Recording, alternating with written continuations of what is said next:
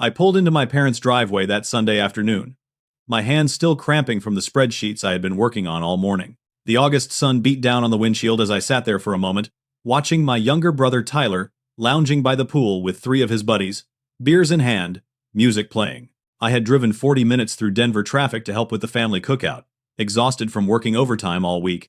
When I finally dragged myself to the backyard and asked why I had to set up tables while Tyler did absolutely nothing, my father looked at me without a trace of irony and said those exact words. My mother stood right beside him, arms crossed, nodding her agreement. In that moment, everything became crystal clear. This was not about one Sunday afternoon. This was about the last 3 years of my life. My name is Parker, and at 28 years old, I thought I had figured out how to balance family loyalty with my own life. I worked as a senior accountant at Henderson & Associates, a mid-sized firm in downtown Denver. The job was demanding but paid well enough that I could afford a small one-bedroom apartment in the city and still have something left over for savings. Or at least, that was the theory. The reality was far different. For the past 3 years, I had been managing my parents' finances like a second full-time job. It started back in late 2022, when my father's contracting business took a serious hit. The housing market had cooled. New construction projects dried up, and suddenly the steady income my parents had relied on for decades evaporated almost overnight. They were 62 and 60 years old, not quite ready for retirement, but not young enough to easily pivot to something new. I remember the phone call like it was yesterday. My mother's voice had been shaking as she explained they were 3 months behind on their mortgage. The bank was sending threatening letters. They were looking at foreclosure on the house they had owned for 30 years. My father was too proud to ask for help directly, but my mother was desperate enough to reach out to me. So I stepped in. I spent an entire weekend going through their finances, untangling years of disorganized records and mounting debt. What I found was worse than I expected. Credit card balances totaling $47,000.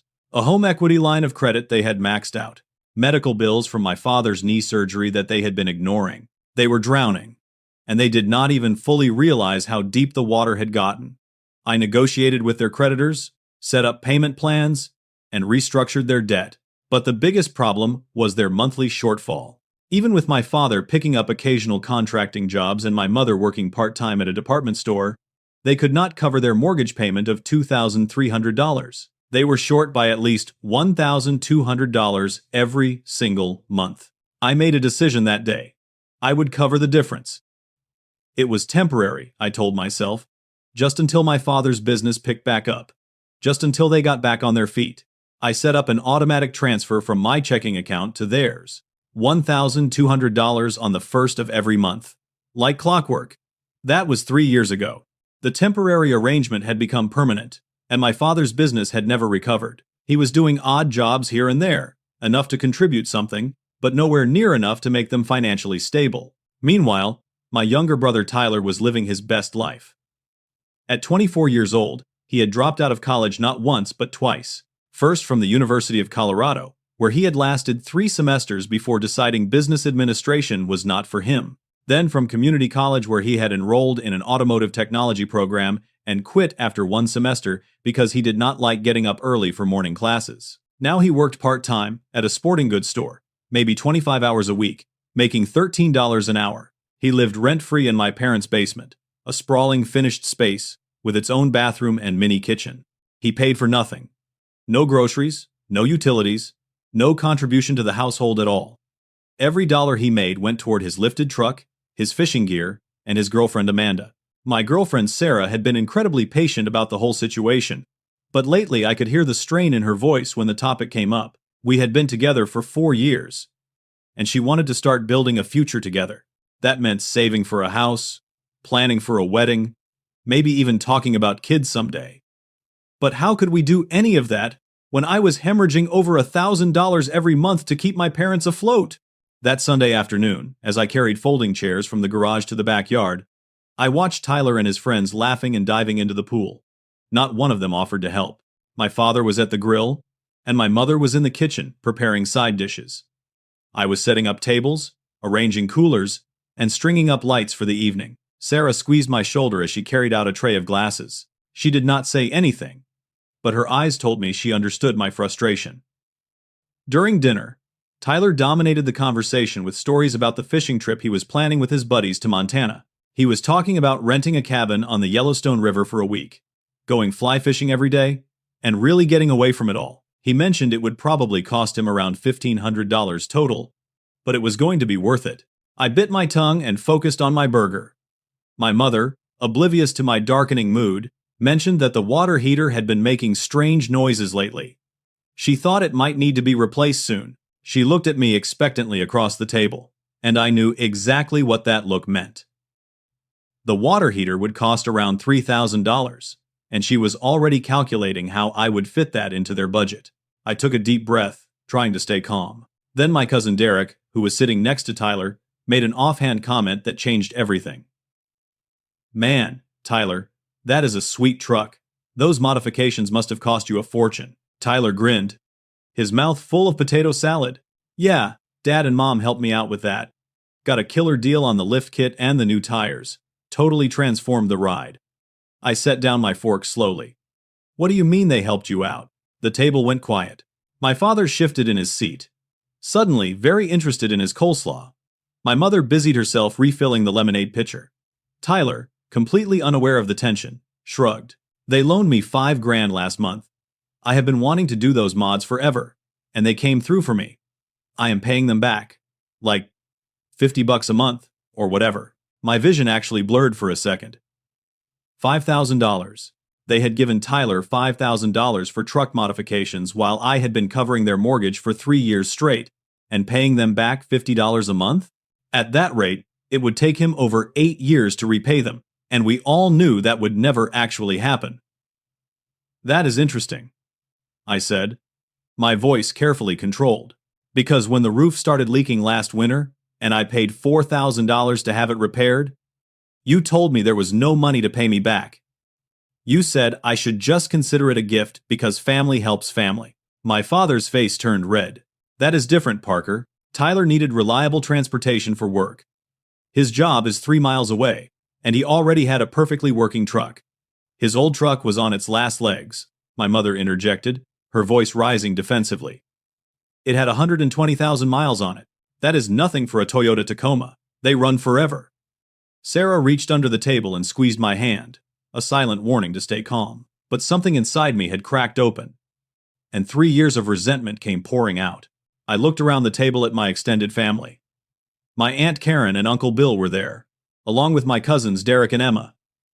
Everyone had stopped eating. The only sound was the pool filter humming in the background. "Do you want to know how much money I have given you in the last 3 years?" I asked my parents, my voice eerily calm. "Parker, this is not the time," my mother said, glancing nervously at our relatives.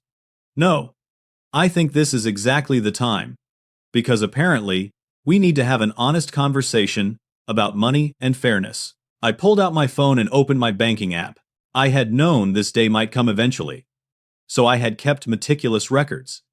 "I have transferred $1,200 to you every single month for 36 months. That is $43,200 just for the mortgage shortfall. Then there was the $4,000 for the roof, the $2,500 for Dad's truck transmission, the $1,800 when the furnace broke, the $1,200 for Mom's dental work, the $900 for various emergency car repairs." Should I keep going? The silence at the table was deafening. "By my calculation, I have given you just over $53,000 in 3 years, and in that same time, you have given Tyler $5,000 so he could put bigger tires on his truck." I looked at my brother, who had finally stopped smirking. "Tell me how that makes sense." My father pushed back from the table, his chair scraping loudly against the patio stones. "How dare you throw your generosity in our faces like this? We are your parents, Parker. We raised you, fed you, put a roof over your head for 18 years, and I am grateful for that. But Tyler got the same 18 years, and somehow the expectation for him is completely different." "You make good money," my mother said, her voice taking on a pleading tone. "You have a career. Tyler is still trying to find his path. He needs our support. He is 24 years old and working 25 hours a week by choice. I was working full-time and putting myself through college at his age." Tyler finally spoke up, and his tone was mocking. "Here we go. Perfect Parker. Always reminding everyone how amazing he is. You love playing the hero, don't you? Makes you feel superior. I turned to him, and I could feel something cold settling over me. You know what, Tyler? You are right. I am done playing the hero. My father stepped toward me, his face flushed with anger. You want to know the truth, Parker? You have always thought you were better than us, better than this family. You went off to your fancy college, got your fancy job, and now you look down on everyone else. Your brother is still finding himself, and instead of supporting him like a real brother would, you are here keeping score like some kind of accountant. I am an accountant, Dad. That is literally my job. And yes, I keep score. Because apparently, I am the only one in this family who thinks fairness matters. Fairness. My mother's voice was shrill now. You want to talk about fairness? Tyler needs help. He has always struggled more than you. Things came easy to you, but your brother needs support. That is what families do. They support the ones who need it most. So I'm supposed to sacrifice my future, my relationship, my savings, all so Tyler can coast through life without ever facing a real consequence. My father moved closer, and for a moment, I thought he might actually get physical. His voice dropped to a dangerous level. Let me make this crystal clear for you, Parker. You have work while your brother enjoys. That is just how it is. You are capable, he needs help, and if you do not like it, you can get out. This is our house, our family, and our rules. You do not get to come here and tell us how to treat our own son. The words hung in the air like poison. Around the table, my aunt and uncle looked down at their plates. Derek and Emma were frozen, unsure where to look. Sarah's hand tightened around mine so hard it almost hurt. My mother nodded, standing beside my father in complete solidarity. Your father is right. We have always been there for you. And now when we ask you to help your brother, you throw a tantrum. Maybe you need to think about what family really means. I stood up slowly, pulling Sarah up with me. My whole body felt numb, like I was watching this scene from outside myself. You know what? You are absolutely right.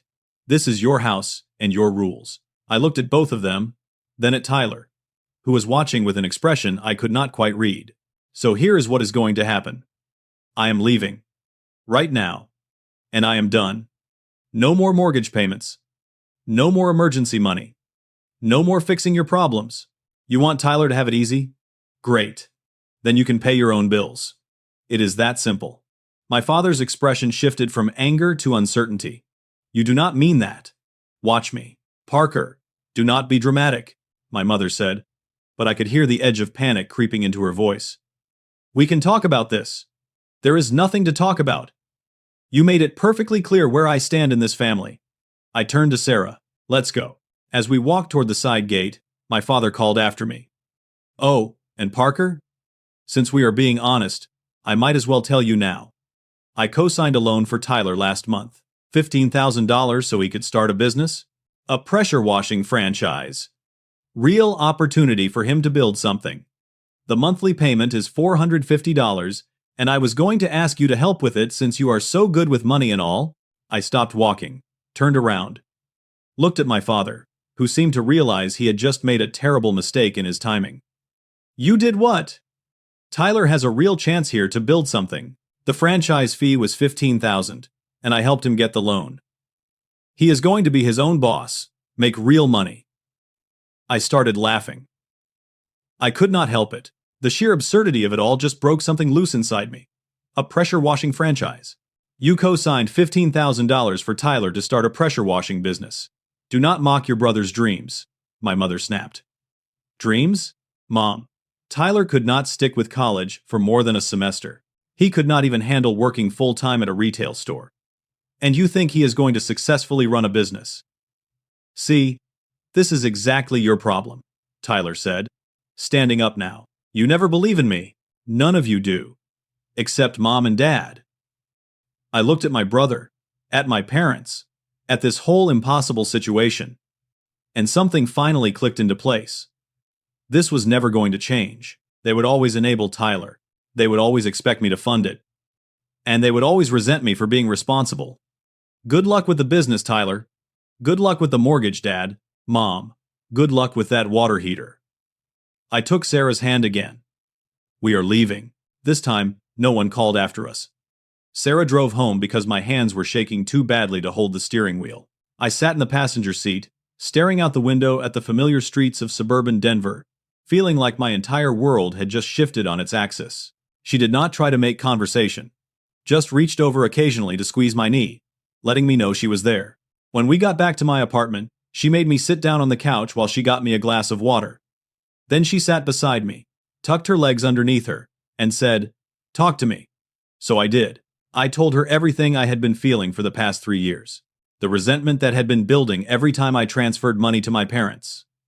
The frustration of watching Tyler coast through life with zero consequences. The loneliness of feeling like the only adult in my family. The guilt that came with even thinking these thoughts, because they were my parents and my brother, and I was supposed to love them unconditionally. Sarah listened to all of it. And when I was finally empty of words, she said something that surprised me. "Get your laptop." "What?" "Get your laptop. We are going to make a list. Every single dollar you have given them, every payment, every emergency, every little thing. We are going to document all of it. For the next 3 hours, we went through my bank statements, my emails, my text messages, every transfer, every Venmo payment, every time I had handed my father cash for something." Sarah made a detailed spreadsheet, which felt fitting given my profession. When we were done, we both stared at the final number. $58,420. I had forgotten about so many smaller amounts. The $300 when my mother's car needed new brake pads. The $600 for my father's tools when his truck was broken into. The $200 here and there for groceries when they came up short. It all added up to almost $60,000. "Parker," Sarah said quietly, "that is a down payment on a house. That is a wedding. That is our future sitting in their bank account." I knew she was right. We had been together for 4 years, and we had talked about marriage, about buying a house together, about starting a family. But all of those dreams felt perpetually out of reach because I was funneling my income to my parents. "What do I do?" I asked her. She took my hand. "What do you want to do?" "I want to be done. I want to stop feeling responsible for fixing everyone else's problems. But they are my parents. They are your parents who just told you in front of your entire family that your brother deserves an easy life, while you deserve to work and sacrifice. They are your parents who gave Tyler $5,000 for truck modifications while you have been keeping them from losing their house." She was right. I knew she was right. But the guilt was still there, sitting heavy in my chest. That night, I barely slept. I kept replaying the dinner over and over in my mind, hearing my father's words. "You have work while your brother enjoys. It is that simple. If you do not like it, get out." Monday morning, I called my bank as soon as they opened. The representative was cheerful and helpful as I explained that I needed to cancel a recurring transfer. It took less than 5 minutes. $58,000 in 3 years of my life, canceled with a 5-minute phone call. Next, I drafted an email to my parents. I spent over an hour on it, trying to strike the right tone, professional but firm. Clear but not cruel. I attached Sarah's spreadsheet showing every payment I had made. The email read, "Mom and Dad, after yesterday's conversation, I have had time to reflect on our family dynamics and financial arrangement. I have attached a detailed record of every financial contribution I have made over the past 3 years, totaling $58,420. I have canceled the automatic transfer for your mortgage payment, effective immediately. I will not be providing any additional financial support going forward. I hope you and Tyler's business venture is successful. Parker." I read it 10 times before finally pressing send. My phone started ringing within 20 minutes. My mother, I let it go to voicemail. She called again, and again. Then my father called, then Tyler, then my mother again. I turned my phone on silent and went to work. By lunchtime, I had 15 missed calls and 23 text messages. I finally listened to the voicemails during my lunch break. My mother, crying, "Parker, please call me back. We need to talk about this. You cannot just abandon us. We are your family. Please, honey, call me." My father, angry. "This is how you treat your parents? After everything we have done for you? You are being selfish and vindictive. Call me back right now." Tyler, defensive. "Way to screw over mom and dad, bro. Real mature. Hope you feel good about yourself." My mother again. More desperate. The mortgage payment is due in 10 days. We do not have the money. Please, Parker, you cannot do this to us. I blocked all their numbers. I told myself I could unblock them later if I wanted to. But right now, I needed space to think. The next 2 weeks were strange. I kept expecting to feel guilty, to feel like I had made a terrible mistake. But instead, I felt lighter. I went to work and actually focused on my job instead of worrying about my parents' finances. I came home and cooked dinner with Sarah, without my phone buzzing constantly with requests for money or help. We watched movies, we took walks around the city, we talked about looking at houses in the spring. My boss noticed the change too. During a project meeting, he commented that I seemed more engaged lately. My work performance had always been solid, but even I could tell I was sharper now, more focused. I was not carrying the weight of 2 households on my shoulders anymore. Sarah and I started seriously discussing our future. We looked at houses online, dreamed about neighborhoods we could afford. With my income no longer being drained away, we could actually save real money. In just 2 weeks, I had put away more than I usually managed in 2 months. I felt guilty about feeling good, which was its own kind of torture. But mostly, I felt free. Then my Aunt Karen called. I had not blocked her number because she had not done anything wrong. She had just been an uncomfortable witness to the whole disaster. Parker, I think you need to know what is going on, she said, her voice tight with worry. Your parents are in serious trouble. My stomach dropped. What kind of trouble? That pressure washing franchise Tyler was so excited about? It was a scam. A complete scam. He sent the $15,000 to some company he found online, and they sent him a binder of instructions and some pamphlets. No equipment, no training, no actual business.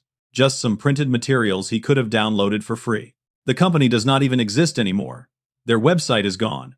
Oh no, it gets worse. Tyler was supposed to make the loan payments, but he has not made a single one. The bank is calling your father constantly. And without your mortgage help, your parents are 3 months behind now. They are getting foreclosure notices, Parker. Real ones this time. I closed my eyes and leaned against my kitchen counter. Karen, I cannot keep doing this. I know, I am not calling to ask you to fix it. I just thought you should know what is happening. Your father is too proud to reach out, and your mother is in denial. But they are in real trouble. After we hung up, I told Sarah everything. She looked at me with those clear, steady eyes and said, What do you want to do? I do not know. Part of me thinks they made their bed and now they have to lie in it. But they are still my parents. They are. But Parker, if you go back and help them again, what is going to change? They will just learn that if they push you hard enough, you will always cave. She was right. But that did not make the decision any easier. I lasted 3 more days before I called my mother back. She answered on the first ring, her voice flooding with relief. Parker, thank God. We need to talk. I know. Karen told me about Tyler's business. It was a mistake. A horrible mistake. We should have researched it more carefully. But your father was just trying to help Tyler get ahead. We should meet. But not at your house. Somewhere neutral. We agreed on a coffee shop halfway between our places. 2 days later, I walked in to find both my parents already there, sitting at a corner table. My mother looked like she had aged 5 years in 3 weeks. My father's face was drawn, and he would not meet my eyes at first. I sat down across from them, and for a long moment, nobody spoke. Finally, my father cleared his throat. I owe you an apology. Those words, coming from him, were so unexpected that I actually did not know how to respond. What I said at the dinner, he continued, about you working while Tyler enjoys. That was wrong. The way we have treated you has been wrong. He finally looked at me, and I could see genuine remorse in his eyes. You have been holding this family together for 3 years, and instead of being grateful, we took you for granted. We treated you like an ATM instead of our son. My mother reached across the table, and I let her take my hand. We have always loved you, Parker, but we have not shown it fairly. Your father and I, we see ourselves in Tyler. The struggle, the uncertainty. You have always been so capable, so together. We convinced ourselves you did not need us the way he does. But that was not fair to you. He is our son too, my father said, and we owe him better than what we have been giving him. We have been enabling him instead of helping him, making excuses instead of holding him accountable. I listened to them talk, really talk, for the first time in years. My father explained how his own father had been hard on him, and he had overcorrected with Tyler, trying to be supportive in a way his father never was. My mother admitted she had babied Tyler because he was her youngest, her baby, and she had never wanted him to struggle the way she had as a young adult. They were being honest in a way they never had been before. And despite everything, despite my anger and hurt, I could feel myself softening. "We need your help one more time," my mother finally said. "But this time will be different. We will make real changes." "What kind of changes?" My father pulled out a notebook, and I realized he had actually come prepared. Tyler is moving out. He has a friend with an apartment who needs a roommate. He is already working on getting more hours at the store. We are selling the boat I bought 2 years ago. We are canceling the cable package and the premium streaming services. Your mother is going to ask her boss for more hours. And we will go to financial counseling. Real counseling. Not just us trying to figure it out on our own. I looked at them both. And Tyler agreed to all this. "He does not have a choice," my mother said firmly. "This is what is happening." Against my better judgment, against Sarah's warnings, I agreed to help them one more time. Not to go back to the old arrangement, but to help them restructure their finances properly. I would help them negotiate with the bank, maybe put up some money to get them current on the mortgage, but only if they followed through on all their promises. That weekend, I spent 2 full days at their house going through every bill, every debt, every expense. I created a detailed budget that was tight, but workable. I called the bank and negotiated a loan modification that would lower their monthly payment if they could get current. I calculated that they needed $10,000 to catch up on the 3 missed payments and cover the late fees. It was more than I wanted to give, but I looked at my parents and saw real remorse. Real commitment to change. So I agreed to put up the $10,000 from my savings. Not a loan this time, a one-time gift to give them a fresh start. On Tuesday evening, I drove to their house to go over the final budget with them. Sarah had wanted to come, but I told her this was something I needed to do alone. I needed to set boundaries with my family without her having to be my buffer. I pulled into the driveway at 6:30 in the evening. Tyler's truck was still there, which surprised me since he was supposed to be moving out this week. But what really caught my attention was the sound of music and laughter coming from the backyard. I walked around the side of the house, and what I saw made me stop cold. The backyard was full of people. Streamers hung from the trees. A banner reading "Happy Birthday Tyler" was stretched across the patio. My father was at the grill, cooking what looked like expensive steaks. My mother was bringing out a cake, and Tyler was in the center of it all, surrounded by friends, grinning as someone handed him a beer. But that was not the worst part. Parked on the grass near the pool was a brand new jet ski, still attached to a trailer with a massive red bow on it. I stood there, frozen, trying to process what I was seeing. My mother noticed me first. She had the grace to look guilty, at least. "Parker, honey, we were going to call you about this." "Call me about what?" "About the party you are throwing for Tyler? About that jet ski." My father set down his grilling tongs and walked over, his hands up in a placating gesture. "Listen, son, I know how this looks. Do you? Because from here, it looks like you just threw a massive party and bought Tyler a jet ski less than a week after I agreed to give you $10,000 to save your house." Tyler walked over, and he did not even have the decency to look embarrassed. "Dude, it is my birthday. I turned 25 today. Mom and Dad wanted to do something special." "Something special?" I repeated. The words felt surreal in my mouth. "How much did that jet ski cost?" "That is not your business," my father said. But his voice lacked conviction. "Actually, since I just agreed to give you $10,000, I think it is very much my business." "How much?" my mother sighed. $7,200. "But Parker, we got it on sale. And Tyler has been wanting one for years, and we just thought." "You thought what?" "That after everything we talked about, after all your promises about change, you would just go ahead and blow almost as much money as I am giving you on a toy for Tyler. We cannot just abandon our son on his birthday, my father said, and his tone was becoming defensive again. You of all people should understand that family comes first. Tyler is family. And what am I? My mother stepped forward. You are family too, honey. But you are established. You have your career, your apartment, your life together. Tyler is still struggling. One birthday party is not going to derail everything. And the jet ski. We will start the budget next month, my father said. After the birthday celebration, you cannot expect us to just cancel everything and make Tyler's birthday miserable. I looked at the three of them standing there, my parents actually believing their own rationalizations.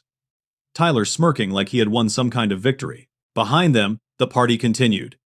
People laughing and eating expensive food, drinking, celebrating. And in that moment, I finally understood. They were never going to change. This was not about me being unforgiving, or Tyler needing more time to mature. This was about fundamental values, about who they were at their core. They would always choose Tyler's comfort over my sacrifice. They would always find a reason to delay the hard choices. They would always expect me to understand, to be patient, to keep giving. I did not yell. I did not argue. I just turned around and walked back to my car.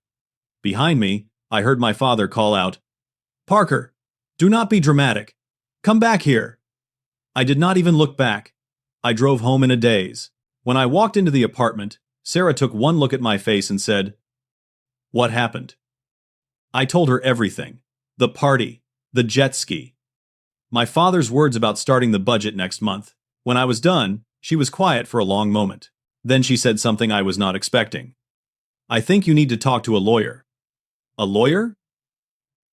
"Sarah, they are my parents. They are your parents who have taken almost $60,000 from you over 3 years and show absolutely no intention of changing. Parker, you have documentation of every payment. Emails, bank transfers, text messages. What if those can be classified as loans instead of gifts?" The idea had never occurred to me. "You think I could actually get that money back?" "I do not know. But I think you should find out what your options are. Because right now, they think they can do whatever they want, and you will just accept it. Maybe it is time they faced some real consequences." The next morning, I called a lawyer that a colleague at work had recommended. Her name was Jennifer Martinez, and she specialized in family law and financial disputes. I explained the situation, sent her all my documentation, and waited. 3 days later, I sat in her office while she laid out my options. "The good news is, you have excellent documentation," Jennifer said, spreading out copies of my bank statements across her desk. "Every transfer is clearly marked. You have emails discussing the mortgage payments, text messages about the emergency expenses. This is not a he said, she said situation. You can prove every dollar." So what does that mean? It means we can make a strong case that these were loans, not gifts, especially given the amounts involved and the duration of the arrangement. The initial agreement was clearly presented as temporary financial assistance, not a permanent gift. Can I actually get the money back? We can try.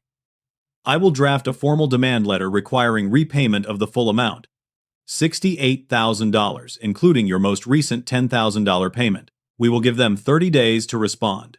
If they cannot pay, which I suspect they cannot, we can place a lien on their house. My chest tightened. A lien on their house? That sounds extreme. It is serious, yes, but Parker, they owe you almost $70,000. That is not a small amount. And from what you have told me, they have no intention of paying you back or changing their behavior. She leaned forward. You have every legal right to pursue this. The question is whether you want to. I thought about the birthday party, the jet ski, my father's dismissive attitude, Tyler's smirk.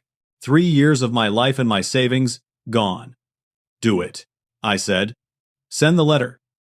The letter went out the next day, via certified mail. I also did something else that Jennifer suggested. I reported the co-signed loan fraud to the credit bureaus. When my father had applied for Tyler's loan, he had used financial information that included my monthly contributions to make their debt-to-income ratio look better. That was technically fraud, using false information to secure a loan. I sent copies of all the documentation to my Aunt Karen and Uncle Bill as well. Not to be vindictive, but because I wanted someone else in the family to understand the full scope of what had been happening. They deserved to know the truth. For 3 days, my phone stayed silent. I almost thought my parents had not received the letter yet. Then, on the 4th day, my father called. I let it ring twice before answering. "You sent us a legal demand letter." His voice was shaking with rage. "You are threatening to put a lien on our house. You owe me $68,000, Dad. That is not a threat. That is a fact. We are your parents. You do not sue your own parents." You are right. Good parents do not put themselves in a position where their own child has to consider legal action. This is about that birthday party, is not it? You are being vindictive because we wanted to do something nice for your brother. This is about 3 years of being treated like an ATM, while Tyler gets handed everything on a silver platter. This is about you promising to change and then proving within a week that you had no intention of actually changing. My mother got on the line, her voice pleading, "Parker, please, if you put a lien on our house, we will lose it. Is that what you want? To make your own parents homeless? You are not going to be homeless, Mom. You will have to sell the house and downsize. Plenty of people live in apartments or smaller homes. You will survive. You have already chosen Tyler over me 1,000 times," I said. "I am just making it official." I hung up before either of them could respond. The next 2 weeks were tense. My lawyer filed the lien. My parents tried to refinance their house to get cash to pay me off, but every bank rejected them. Their debt-to-income ratio was terrible, and now with the fraud report on the co-signed loan, their credit had taken a hit as well. They were going to have to sell the house. There was no other option. My extended family was divided. Aunt Karen and Uncle Bill, after seeing all the documentation I had sent them, were firmly on my side. My cousin Emma sent me a long text of support, but some of my father's relatives thought I was being cruel, tearing the family apart over money. I did not try to defend myself to them. People who had not lived through what I had lived through could judge all they wanted. I knew the truth. Then, 2 weeks after the lien was filed, something happened that I did not expect. It was 2 in the morning when someone started pounding on my apartment door. I stumbled out of bed, confused and disoriented. Sarah grabbed my arm. "Do not open it," she whispered. "Call the police first." But I recognized the voice shouting from the hallway. "Tyler!" He was drunk. I could hear it in his voice, the way his words slurred together. He was screaming my name, pounding on the door so hard I thought it might break. "Parker! Open the door. We need to talk, bro. Open the door." I called the police while Sarah went to wake up our neighbor, just in case things escalated. The pounding continued. Then, against my better judgment, I opened the door, keeping the security chain engaged. Tyler stood there, swaying slightly, his eyes unfocused. "There you are, Mr. Perfect. Mr. I am going to destroy my own family because I am so much better than everyone. Tyler, you are drunk. Go home." "Home? What home? You are taking away my home. Mom and Dad have to sell the house because of you. They have to sell the house because they spent 3 years living beyond their means, while I funded their lifestyle. You are such a self-righteous piece of garbage." He lunged at the door, and instinct took over. I dropped the chain and stepped back, thinking he was going to fall forward. But instead, he came through swinging. His fist caught me on the side of my face, and stars exploded in my vision. I stumbled back into the apartment, and Tyler came after me. Sarah screamed. I heard doors opening in the hallway, neighbors shouting. The fight was brief. Tyler was drunk and uncoordinated. I managed to shove him away, and he tripped over the coffee table, going down hard. That was when the police arrived, responding to my call. 2 officers came through the still open door, took in the scene, Tyler struggling to get up, me with blood dripping from my split lip, Sarah crying by the bedroom door, and immediately took control. They separated us, got our statements. One officer noticed Tyler could barely stand straight and administered a field sobriety test right there in my apartment hallway. He failed spectacularly. Tyler was arrested. Assault and drunk and disorderly conduct. As they were putting him in handcuffs, one of the officers ran his information and discovered there was an outstanding warrant for unpaid traffic tickets totaling $3,000. "You have got to be kidding me," I muttered. Tyler was taken away in the back of a police cruiser. The officers asked if I wanted to press charges for the assault. Sarah immediately said yes before I could even think about it. He broke into our home and attacked you, she said firmly. Yes, we are pressing charges. So I did. I pressed charges against my own brother. The officers took photos of my injuries. They documented the scene. They gave me a case number and told me someone from the district attorney's office would be in contact. After they left, Sarah held an ice pack to my face while I sat on the couch, trying to process what had just happened. My brother had attacked me. My brother was in jail. And somehow, I was the bad guy in all of this. You did the right thing, Sarah said quietly. All of it. The letter, the lien, pressing charges. You did the right thing. I wanted to believe her. But sitting there at 2:30 in the morning, my face throbbing, my family completely fractured, it was hard to feel like anything I had done was right. Tyler spent 3 days in jail before my parents managed to scrape together the $2,000 to bail him out. According to my Aunt Karen, who was still keeping me updated despite not being involved in the drama, they had to borrow the money from Uncle Bill. My lawyer, Jennifer, called me the day after the arrest. Your parents' attorney reached out with a settlement offer. What kind of offer? They are proposing to pay you $200 per month until the debt is satisfied. I did the math in my head. That would take them over 28 years to pay me back. Yes. Which is why I already rejected it on your behalf. The lien stands, and they need to sell the house. And sell it they did. They did not have a choice. Between the mortgage arrears, the lien, and their mounting debts, they were out of options. The house went on the market in early October, priced aggressively to sell quickly. Denver's real estate market was still strong, and they had multiple offers within a week. The house sold for $620,000. After paying off the remaining mortgage of $280,000, the co-signed loan for Tyler's fake business of $15,000, various other debts totaling about $35,000, and closing costs, there was roughly $290,000 left. My lien was for $68,000. I received a check from the title company, $68,000, representing 3 years of sacrifice, stress, and family dysfunction. It felt surreal holding that check. I had never wanted things to go this far. But at the same time, I was done being the family doormat.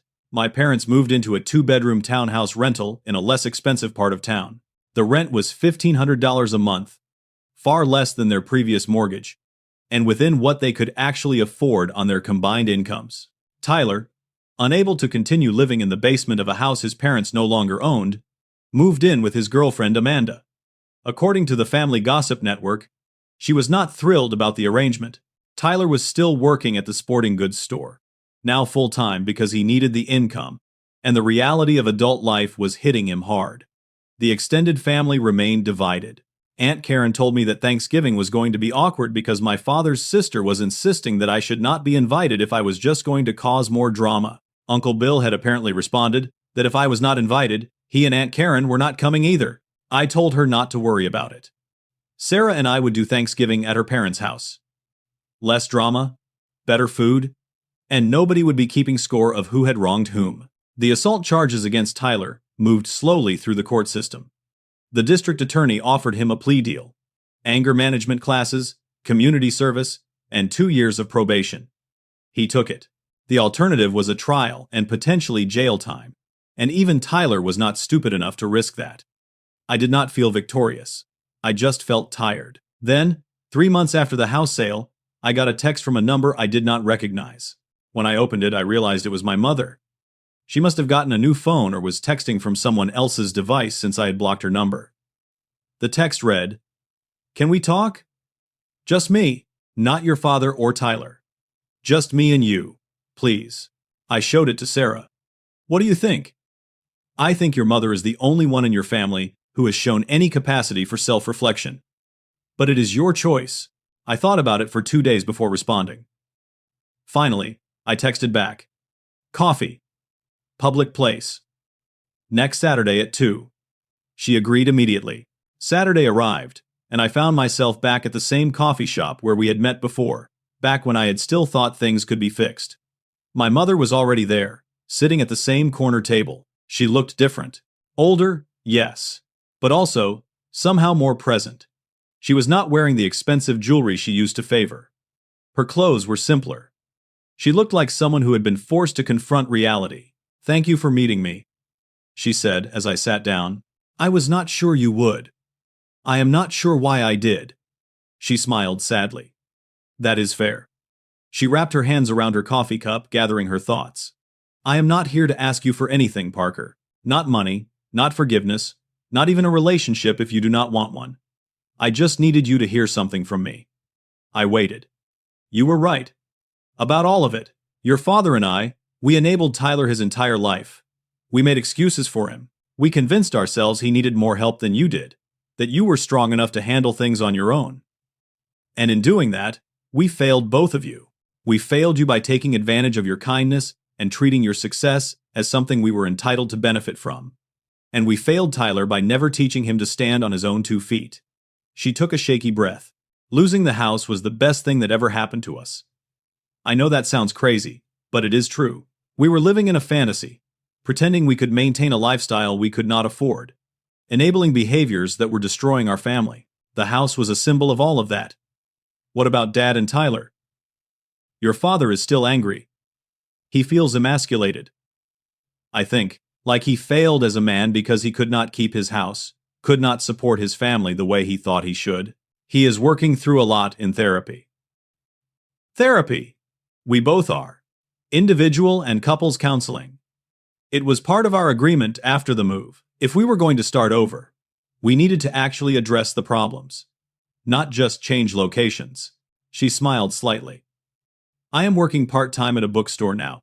I love it, actually.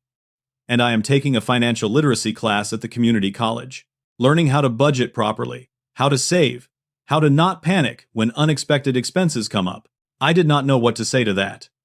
"Tyler is struggling," she continued, "living with Amanda, working full-time, facing actual consequences for the first time in his life. It has been hard for him. But I think, maybe, it is what he needed. He sent you a text a few weeks ago. Did you see it?"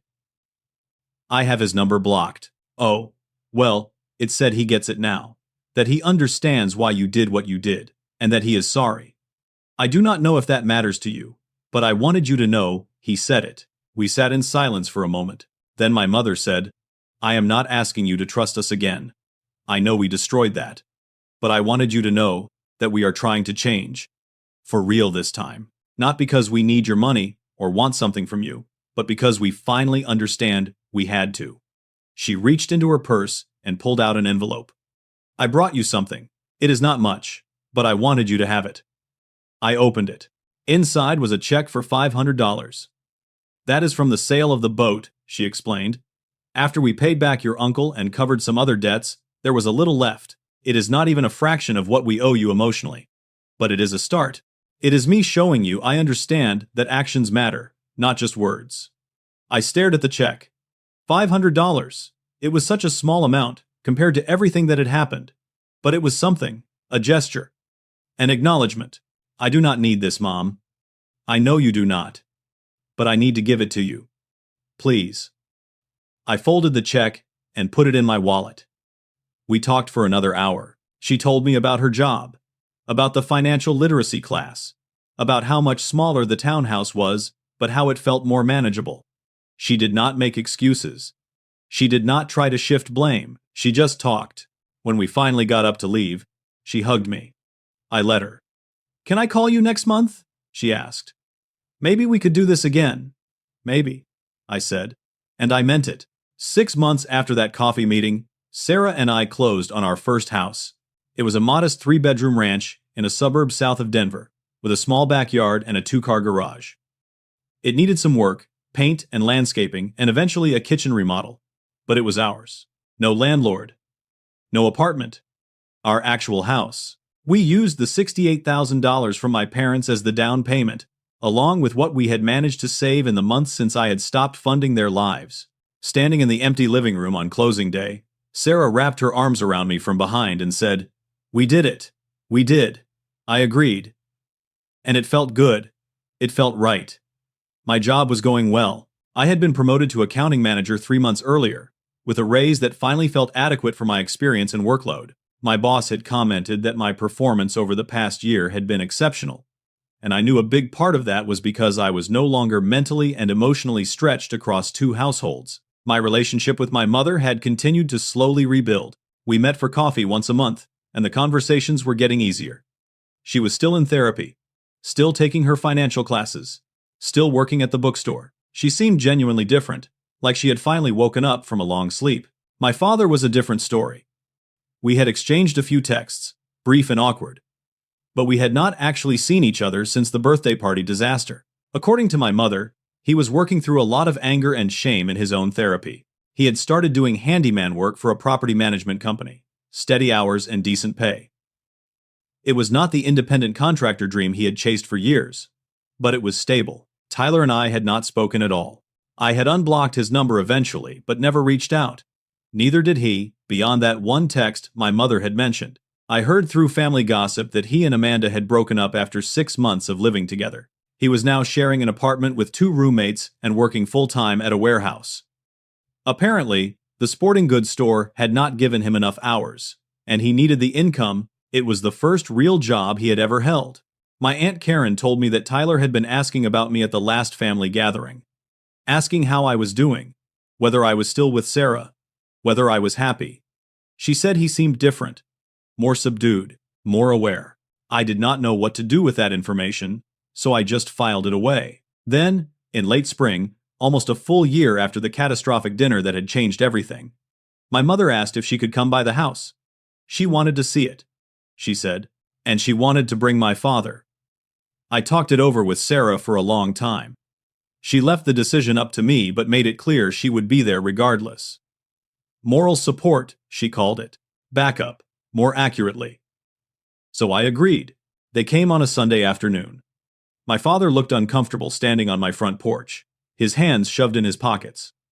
My mother was carrying a small potted plant, a housewarming gift. "This is nice," my father said, looking around at the neighborhood. "Real nice, Parker." We gave them a tour. The house was still sparsely furnished, still had paint cans in the hallway from our ongoing DIY projects, but it was clearly ours. Our furniture, our choices, our life. When we got to the kitchen, my mother set the plant on the counter and turned to me. "Parker, your father has something he wants to say." My father cleared his throat. He looked older than I remembered, more worn down, but his eyes were clearer than they had been in years. "I owe you more than an apology," he said. "What I said at that dinner, about you working while your brother enjoys, that was not just wrong. It was cruel. You are my son, and I treated you like a resource instead of a person.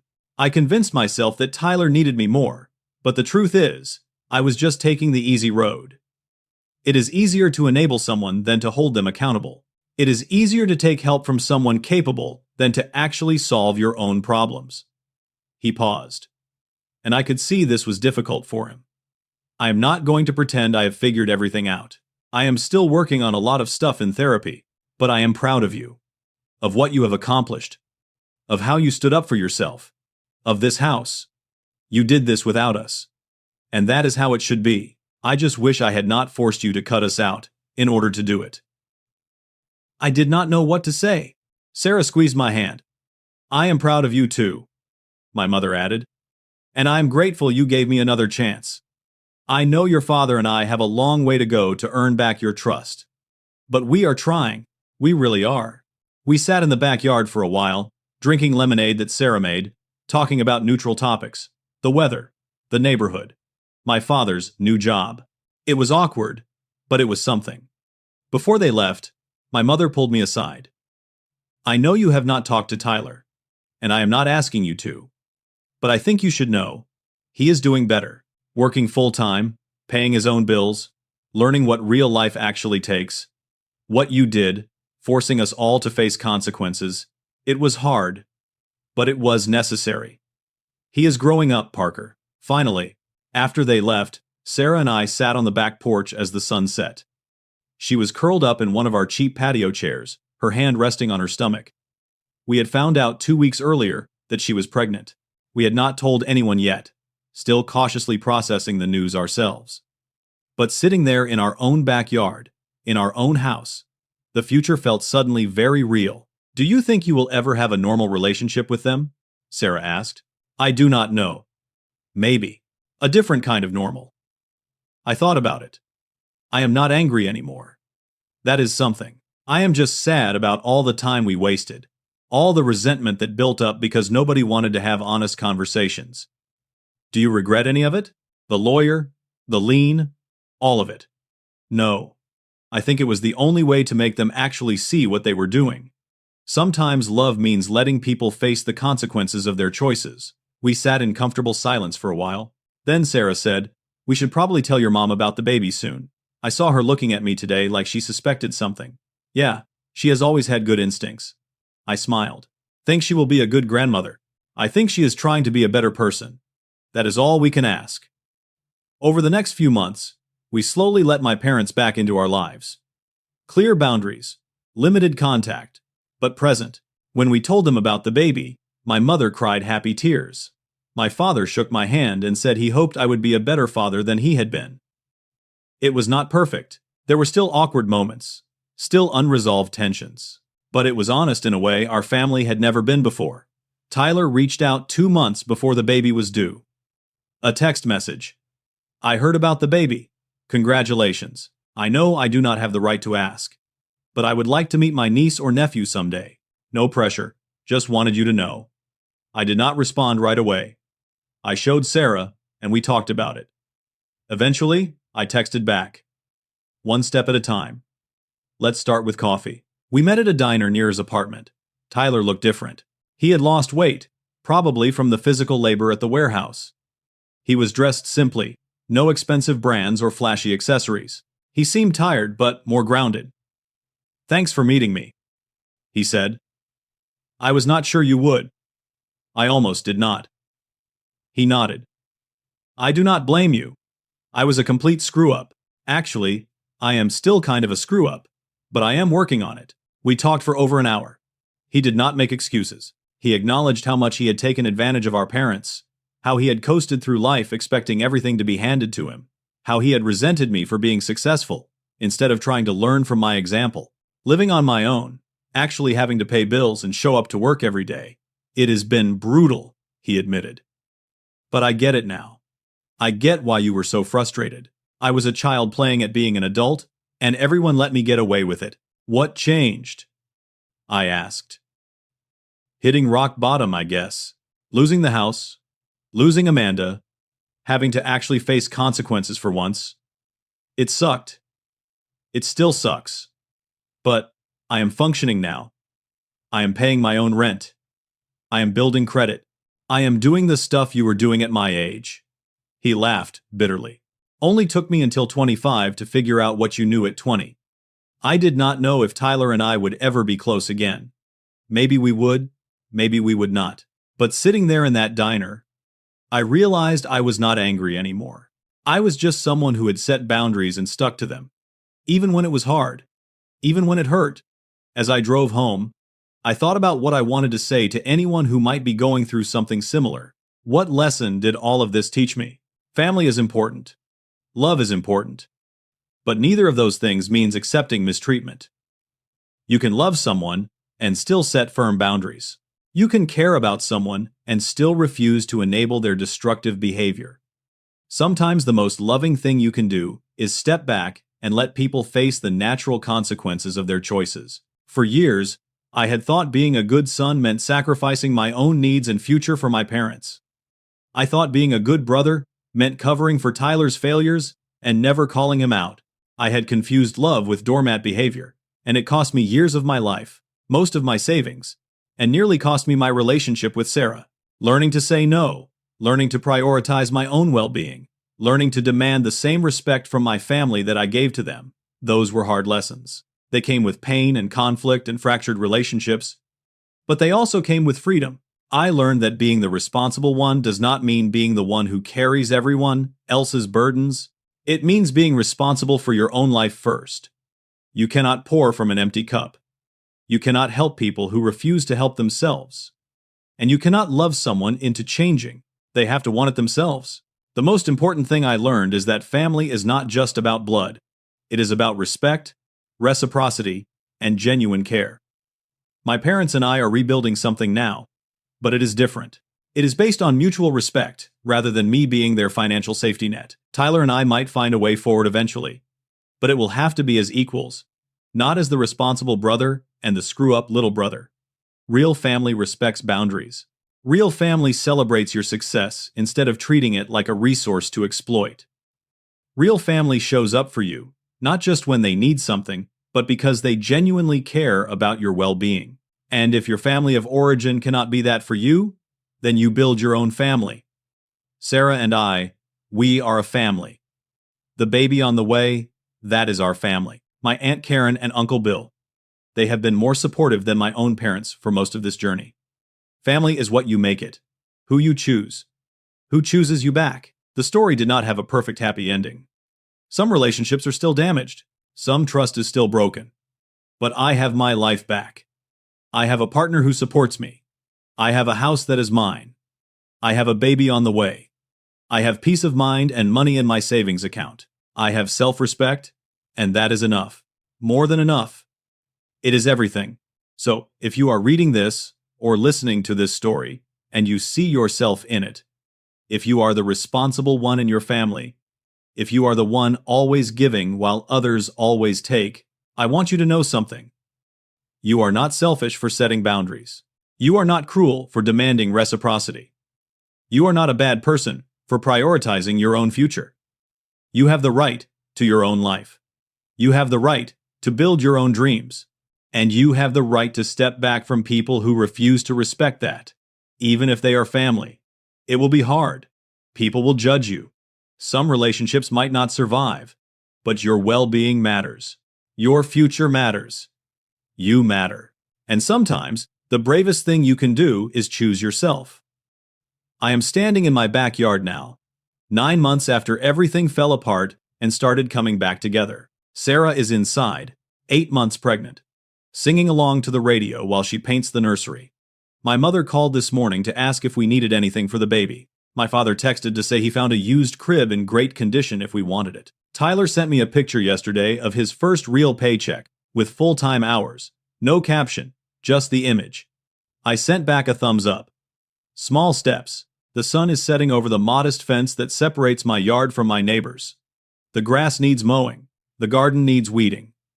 The house needs a dozen little repairs. But it is mine. It is ours. And that makes all the difference. I think about the me from a year ago, sitting at that family dinner, listening to my father tell me I existed to work while my brother enjoyed life.